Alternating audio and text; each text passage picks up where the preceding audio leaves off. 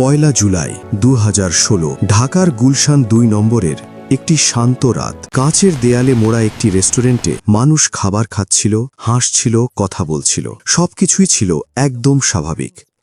কিন্তু রাত ৮টা ৪৫ মিনিটে মাত্র কয়েক সেকেন্ডের মধ্যে সবকিছু বদলে যায়। হঠাৎ গুলির শব্দ, চারদিকে আতঙ্ক, ভেতরে আটকে পড়ে অসংখ্য মানুষ। সেই রাতেই ঢাকার একটি অভিজাত রেস্টুরেন্ট পরিণত হয় মৃত্যুর মঞ্চে।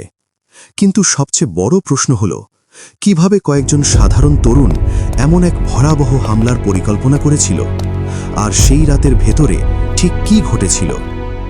আজ আমরা ফিরে যাব বাংলাদেশের ইতিহাসের সবচেয়ে অন্ধকার রাতগুলোর একটিতে, গুলশানের হলি আর্টিজান ট্র্যাজেডির পুরো গল্পে। হ্যালো বন্ধুরা, এই ঘটনার পার্ট 2 দেখতে চাইলে এখনই ক্রাইম নিউজ অনলাইন চ্যানেলটি সাবস্ক্রাইব করো। তাই দেরি না করে এখনই সাবস্ক্রাইব করো এবং আমাদের সাথেই থাকো।